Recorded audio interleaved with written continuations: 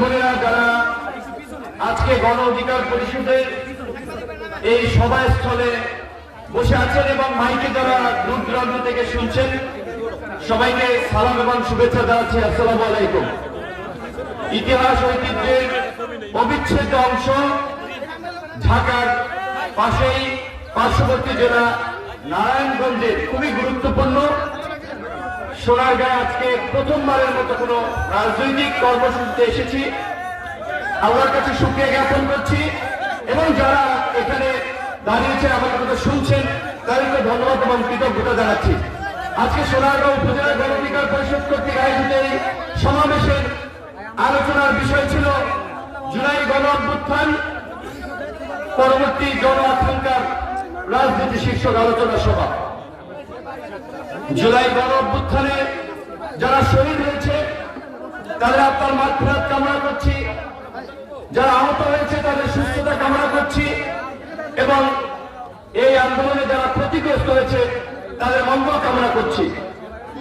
দীর্ঘ 16 বছরের ফ্যাসিবাদের জাতকল থেকে মুক্ত করতে গিয়ে এই জুলাই গণ অভ্যুত্থানের প্রেক্ষাপট তৈরিতে যারা গত 16 বছরের গণতান্ত্রিক লড়াই সংগ্রামে আহত হয়েছেন, নিহত হয়েছেন, একই সাথে তাদের আপনার মাগফিরাত কামনা করে যারা নিহত হয়েছেন, আহত এবং যারা পঙ্গুত্ব পালন করেছেন তাদের কল্যাণ কামনা করি। কারণ এই কথা আমাদেরকে ভুলে গেলে চলবে না। আজকের এই গণ অভ্যুত্থান এটা শুধুমাত্র এই জুলাই এবং আগস্টের আন্দোলনে এই পথ পরিবর্তন হয় নাই, এই পরিবর্তন আসে নাই। এর জন্য দীর্ঘ 1.5 দশক ধরে গণতন্ত্রকামী সংগ্রামে মানুষকে লড়াই সংগ্রাম করতে হয়েছে।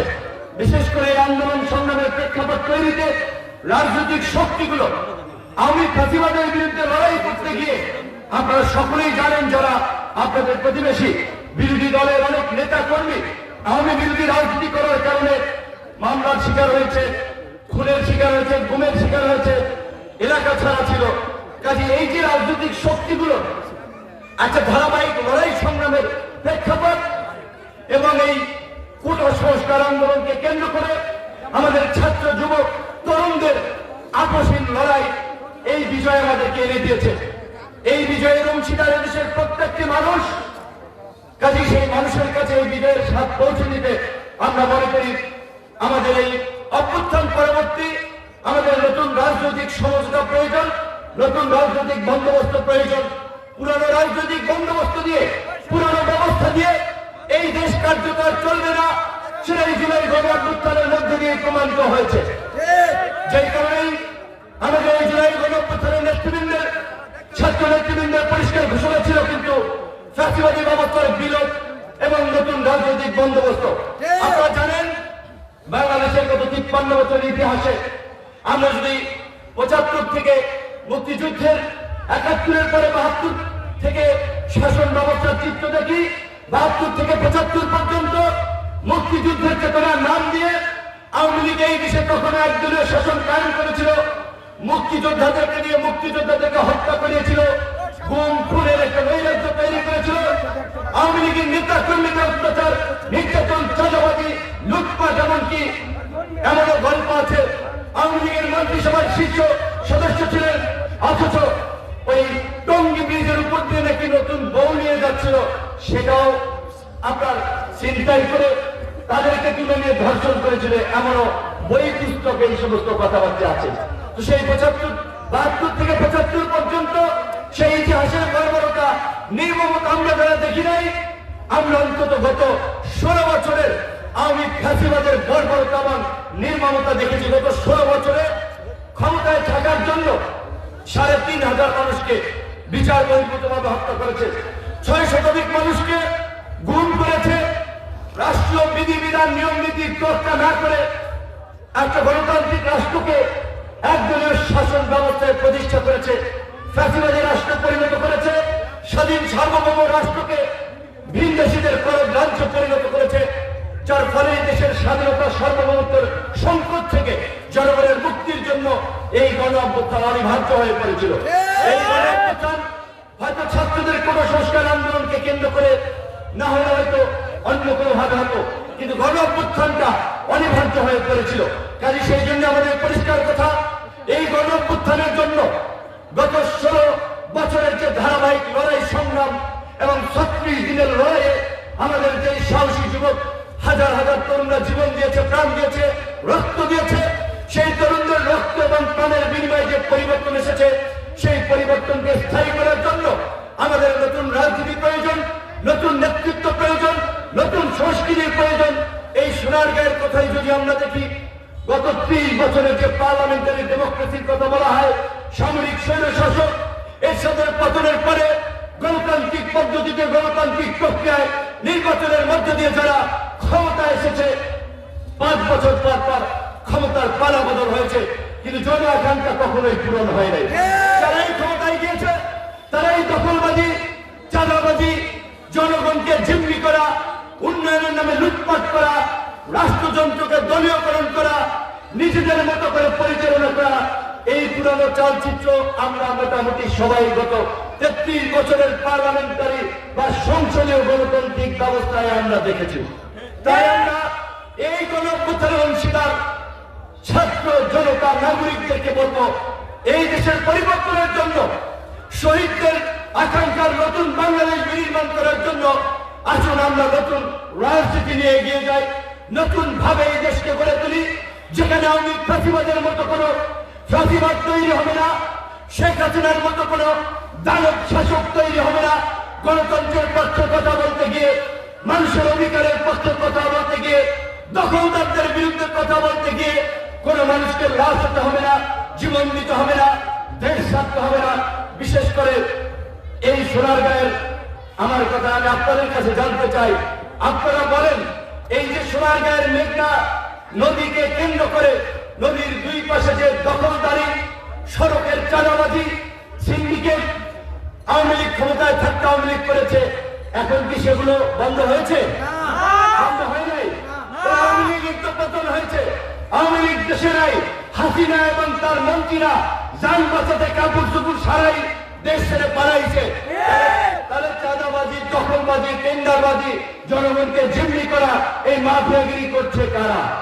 পরিষ্কার ভাবে আমরা আপনাদেরকে স্মরণ করে দিতে চাই, বারবার বলতে চাই, এই দেশের জনগণ বারবার প্রতারিত হয়েছে, ধোঁকা খেয়েছে। কাজেই এই গণঅভ্যুত্থানের পরেও যদি আমরা নতুন ভাবে এই বাংলাদেশকে বিনির্মাণ করতে, নতুন রাজনীতি এবং নতুন নেতৃত্ব তৈরি করতে না পারি, তাহলে কিন্তু আবারও আমাদের সেই একই ভোগান্তির দিকেই যেতে হবে। আবার এই গণঅভ্যুত্থানকে পুঁথিগত করে কেউ নিজের দলীয় সম্পত্তি ভাবলে, নিজেদের প্রপার্টি ভাবলে সেটাও ভুল হবে। এই যে যাত্রাবাড়ি আন্দোলন হয়েছে, এই গণঅভ্যুত্থানে উত্তরা, মিরপুর, বিভিন্ন জায়গায় যে অসম্ভব রকমের প্রতিবাদ প্রতিরোধ হয়েছে, বিশেষ করে ঢাকার 4টি জনের যে প্রতিরোধ, সেই প্রতিরোধ সারা দেশের মানুষকে সাহসী করেছিল, প্রতিবাদী করেছিল। এই যাত্রাবাড়িতে আমার যতটুকু খোঁজ খবর আমরা নিয়েছি, এই নারায়ণগঞ্জের মানুষ, এই সোনারগাঁয়ের মানুষ, এই কুমিল্লার মানুষ, এরাই সম্মিলিত ভাবে এই যাত্রাবাড়িতে প্রতিরোধ করে তুলেছিল। এই বছর সময় এই প্রতিরোধই কিন্তু সারা বাংলাদেশের জিনে বড় আন্দোলনকে, হতাশাগ্রস্ত মানুষকে উজ্জীবিত করেছে, যার ফলে আমরা সেই নির্যাতন নিপীড়নের মুখে আমরা জানতাম না আমরা এই দুনিয়ার আলো বাতাস দেখতে পারবো কিনা। রাতের অন্ধকারে তুলে নিয়ে গেছে, তারপরে যখন আদালতে নিয়ে গেছে, আমরা আপনাদেরকে উৎসাহিত করার জন্য, ফাঁসিবাদের পতনের জন্য ঝুঁকি নিয়ে পুলিশের প্রিজন ভ্যান থেকে বলেছিলাম 90% পতন হয়ে গেছে, 10% আপনারা ধাক্কা দেন।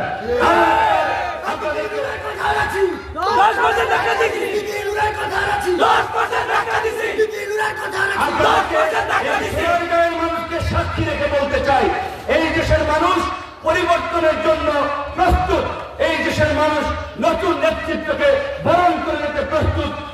নতুন নেতৃত্বকে মানুষের কাছে যেতে হবে, মানুষের কথা বুঝতে হবে। আওয়ামী লীগের মতো পুরানো ধারায় আগামীর বাংলাদেশ চলবে না, রাজনীতিও চলবে না। তাই যারা নতুন রাজনীতি করেন, বিশেষ করে গণ অধিকার পরিষদের সাথে যারা সম্পৃক্ত আছেন, গণ অধিকার পরিষদের অঙ্গ সংগঠন যারা, ছাত্র অধিকার, যুব অধিকার, শ্রমিক অধিকার পরিষদ, তাদেরকে আমরা সতর্ক করে দিতে চাই। ছাত্রলীগ, যুবলীগের মতো রাস্তা থেকে চাঁদাবাজি, মার্কেট থেকে চাঁদাবাজি, নদীর পাড়ে দখলদারি, সরকারি জমি দখলদারি, এই কাজকর্ম যদি আপনারাও করেন, আপনারা কিন্তু জনগণের দ্বারা প্রত্যাখ্যাত হবেন। গণ অধিকার পরিষদ এবং ছাত্র যুব শ্রমিক অধিকার পরিষদের নেতৃত্বকে নয়, এই অপরাপর রাজনৈতিক দলের নেতৃবৃন্দকে বলবো, আওয়ামী লীগ থেকে শিক্ষা নিন, আওয়ামী লীগ থেকে সতর্ক হন। আওয়ামী লীগের পরিস্থিতি দেখুন, আজকে এত বড় দল, এত নেতা 16 বছর ক্ষমতায় থেকেছে, অথচ 5ই আগস্টের পরে ঢাকার রাজপথ থেকে শুরু করে সারা বাংলাদেশে 50 জন মানুষ মিলে কর্মসূচি করতে পারে নাই। তারা বক্তা মিছিল করে ভোর রাতে, সন্ধ্যা রাতে 5 জন 10 জন মাস্ক পরে, মানকি টুপি পরে। আমরা আওয়ামী লীগের নেতা কর্মীদেরকে বলতে চাই, পুরানো বক্তব্য ইউটিউবে যে দেখো, ফেসবুকে দেখো, 2 বছর আগে থেকে বলছিলাম এমন পরিস্থিতি আওয়ামী লীগের তৈরি হবে, গুলিস্তানে মজিব কোর্ট করার কেনার লোক পাওয়া যাবে না। মজিব কোর্টের আদিককে ঘোরা যায় নাই, এখন পাগলের জন্য ওইটা পায়খানার মধ্যে ফালাই যায়। মজিব কোর্ট বলেছিলাম আওয়ামী লীগের সিনিয়র নেতা কর্মীরা মালয়েশিয়া, সিঙ্গাপুর, কানাডা, অস্ট্রেলিয়াতে সেকেন্ড হোম করেছে, শত শত কোটি টাকা পাচার করেছে। তোমরা যে তাদের লাঠিয়াল বাহিনী, আওয়ামী লীগের পতন হলে ওরা ওই আফগানিস্তানের মতো প্লেনের টাকা ধরে সীমান্ত দিয়ে পালাবে, তোমাদেরকে কিন্তু দেশে থাকতে হবে। কাজী জনগণের উপরে অত্যাচার নির্যাতন করো না। তোমরা শোনো নাই, এখন পরিণতি ভোগ করতেছো। আবার তোমাদের নেত্রী ভাত খাইতে পারে নাই, আল্লাহ তার কিসমতে নিয়ামত রাখে নাই। আল্লাহ বলছে সীমা লঙ্ঘনকারীকে আল্লাহ পছন্দ করে না, অত্যাচারীকে আল্লাহ সাথ দেন, ছেড়ে দেন না। শেখ হাসিনাকে দিয়ে সেটি আল্লাহ আবার আমাদের মাঝে দেখিয়েছেন। তোমাদের নেতা নেত্রী নাই, লুঙ্গি গামছা ছাড়া সীমান্ত দিয়ে পালাইছে, আর তোমরা এখন লিফলেট বিলি করবা, হরতাল করবা, রাস্তায় নাই না দেখো। জনগণকে আমরা একটা কথা বলবো, এই সরকার অবশ্যই 5 মাসে 6 মাসে আমাদের যে প্রত্যাশা সেটি হয়তো অনেকাংশে পূরণ করতে পারে না, এটি সত্য। কিন্তু এইরকম একটা অভ্যুত্থান পরবর্তী সময়ে নানান ধরনের সংকট, নানান শক্তির উত্থান, অস্থিরতা, বিভাজন, এইটাকে একটা স্থিতিশীল পর্যায়ে আনতে কিছুটা সময়ের প্রয়োজন। আমরা সরকারকে সেই সময়টা দিতে চাই। আমাদের মান অভিমান থাকবে, কিন্তু রাজনৈতিক দলগুলোকে আমরা বলবো, জুলাই গণ অভ্যুত্থানকে কেন্দ্র করে নতুন বাংলাদেশ বিনির্মাণ করার জন্য আমাদের মধ্যে যে জাতীয় ঐক্য প্রতিষ্ঠিত হয়েছিল, আমাদের সেই জাতীয় ঐক্য যেন অব্যাহত থাকে। আমাদের দল মতের পার্থক্য থাকবে, রাজনৈতিক ভিন্নতা থাকবে, কিন্তু আওয়ামী ফাঁসিবাদকে ঠেকাতে যেন আমরা সবাই এক অভিন্ন অবস্থান থেকে লড়াই করি। এই যে 1 থেকে 5 তারিখ পর্যন্ত ফেব্রুয়ারি মাসের যারা যে লিফলেট বিতরণ কর্মসূচি দিয়েছে, কবে নাকি হরতাল করবে, এই সোনারগাঁয়ের সাধারণ মানুষকে আমরা বলি দলমত লাগবে না। গণ অধিকার কে করে, ইসলামী আন্দোলন কে করে, বিএনপি কে করে, জামাত কে করে, সেটি আপনারা দেখবেন না। যারা আপনাদের সন্তানদের বুকে গুলি চালিয়ে, হেলিকপ্টার দিয়ে বোমা মেরে ক্ষমতায় থাকতে চেয়েছে, যারা বাংলাদেশকে দিল্লির তাবেদারি রাষ্ট্রে পরিণত করেছিল, ওই ফ্যাসিস্ট আওয়ামী লীগকে রাস্তায় দেখলে সকলের দলমত নির্বিশেষে প্রতিহত করবেন। এটাই আপনাদের ভাই এবং বন্ধু হিসেবে আমাদের আহ্বান, রাজনৈতিক দলের নেতা হিসেবে নয়। আগামীতে ডিসেম্বরের মধ্যে আশা করি জাতীয় নির্বাচন হবে। নির্বাচনে আপনারা কাকে ভোট দিবেন? বিএনপিকে ভোট দিবেন না, জামাতে ভোট দিবেন না, গণ অধিকার পরিষদের চাকরিতে ভোট দিবেন সেটা আমরা জানি না। কিন্তু আমরা আপনাদেরকে বলতে চাই, এইবার বাংলাদেশের যে নির্বাচন হবে, আশা করি সেটি বাংলাদেশের গত এই 50 বছরের ইতিহাসের মধ্যে অবাধ, সুষ্ঠু, নিরপেক্ষ এবং একটি গ্রহণযোগ্য নির্বাচন। কাজে এই নির্বাচনে আপনাদেরকে সিদ্ধান্ত নিতে হবে।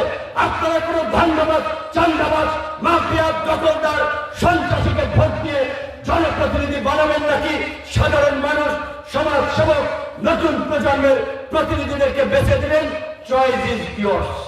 আপনাদের হাতে সেই চয়েস আছে। কাজে আমি বলবো না আমাদের এখানে মিল্কি ভাই নারায়ণগঞ্জের কৃতি সন্তান, এই ছাত্রটা মহিবুল্লাহ পায়ের সমস্যা, কিন্তু ছাত্রলীগের বিরুদ্ধে রাজপথে থেকে লড়াই সংগ্রাম করতে কারো কোনো বিন্দু মাত্র আন্তরিকতার ঘাটতি ছিল না। তারা কেউ কেউ নির্বাচন করতে চায়। আপনারা যদি মনে করেন তারা উপযুক্ত, ভোট দিবেন, না হলে যদি মনে করেন অন্য দলের উপযুক্ত প্রার্থী, তাকে ভোট দিবেন। কিন্তু আপনাদের প্রথমে আহ্বান, গতানুগতিক ভাবে যদি এই দেশের রাজনীতি চলে, তাহলে এই গণ অভ্যুত্থান একটা বেহাত বিপ্লবে পরিণত হবে। সুযোগ বারবার আসে না। 50 এই 53 বছরের মধ্যে বাংলাদেশে একটিবার গণ অভ্যুত্থান হয়েছে, আবার কবে গণ অভ্যুত্থান হবে সেটি কিন্তু আমরা জানি না। আমরা আর গণ অভ্যুত্থান চাই না। এই গণ অভ্যুত্থানের মাধ্যমে আমরা আমাদের আকাঙ্ক্ষার নতুন বাংলাদেশ বিনির্মাণ করতে চাই এবং সরকারকে বলবো আজকে আইন শৃঙ্খলা বাহিনীর যে কার্যক্রম ভূমিকা সেটি নিয়ে জনমনের প্রশ্ন রয়েছে। বাজারের দ্রব্যমূল্যের যে ঊর্ধ্বগতি সেটি নিয়ে জনমনের ক্ষোভ রয়েছে। তাই জনগণের মনে স্বস্তি দেওয়ার জন্য প্রয়োজনীয় পদক্ষেপ নেন। বিমান ভাড়া নিয়ে প্রবাসীরা ক্ষুব্ধ, এই রকমের মৌলিক পণ্যে আপনারা শুল্ক বাড়িয়ে জনগণের বিরুদ্ধে অবস্থান নিয়েছেন। এই গণবিরোধী অবস্থান থেকে সরে আসবেন। সবাই ভালো থাকবেন, সুস্থ থাকবেন। আল্লাহ হাফেজ। চমৎকার চমৎকার ইয়াটা দাও, ওই যে আছে না একসাথে, ওইসে তো